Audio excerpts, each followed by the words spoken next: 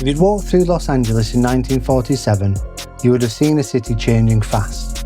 America had just come through the war, people were rebuilding, Hollywood was booming, and opportunity felt everywhere. But beneath the glamour, Los Angeles had another side. Crime, corruption, a city growing faster than it could control itself. On January the 15th, that hidden side suddenly came into focus. Welcome to the Black Dahlia.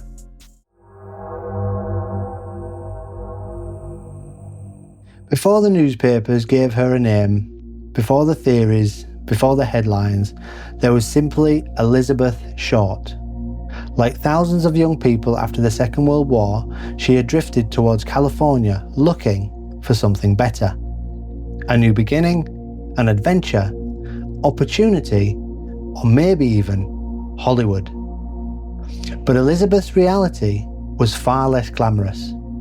She moved often, she stayed with friends and lived in temporary places and never seemed fully settled. Some remembered her as a kind, quiet, almost shy woman. Others said she kept parts of herself hidden, like she was always moving towards something without ever quite arriving. But then, in January 1947, she disappeared. The last confirmed sightings of Elizabeth Short only made the mystery stranger. She had been seen alive in Los Angeles. Witnesses described her as calm, nothing unusual, no visible signs that anything was wrong. But then, she vanished. At one point, she had reportedly been seen at a hotel lobby, waiting, possibly meeting someone. After that, the timeline begins to fall apart, and this would become one of the biggest problems for investigators, because police couldn't clearly answer one crucial question.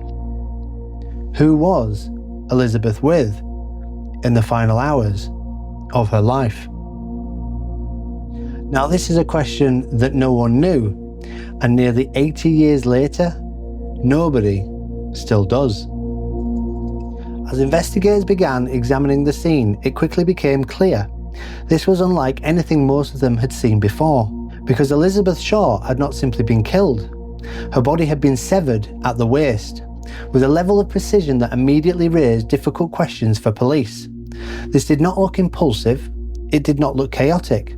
If anything, it appeared controlled. And then there was the way that she'd been found. Investigators noticed that Elizabeth's body appeared deliberately positioned, the upper and lower halves placed apart, arranged in a way that felt intentional, almost staged, as though whoever had left her there wanted the discovery itself to mean something. To experienced detectives, that detail mattered, because random violence feels messy, panicked, it's unpredictable, but this felt calculated, and suddenly, investigators found themselves asking a far darker question. What kind of person takes the time to leave a scene like this?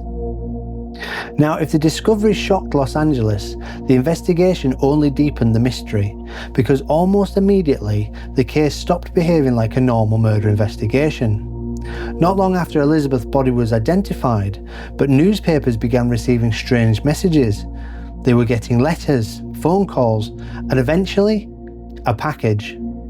Inside were personal belongings connected to Elizabeth Short.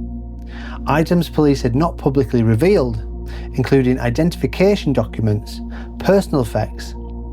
So whoever had sent them appeared to know details only somebody close to the case should have known. So for investigators, this changed everything, because suddenly there was a terrifying possibility. What if the person responsible was watching? What if they were watching the newspapers, watching the police, watching the city react? And perhaps even stranger, why send anything at all? Was this somebody taunting the investigators, trying to control the story, or simply enjoying the attention? No one knew. But the case had now become bigger than Los Angeles. America was watching, and with attention came chaos.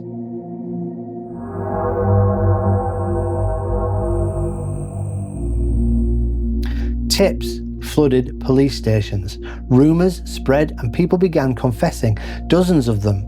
Some seeking attention, others seemingly desperate to attach themselves to one of the country's most infamous crimes. And by the end, investigators found themselves drowning in possibilities. There were too many stories, too many false leads, and fewer clear answers than there were before. Over the years, countless names became attached to the Black Dahlia case. There were doctors, former acquaintances, men Elizabeth had reportedly known, even powerful figures whispered about in rumour.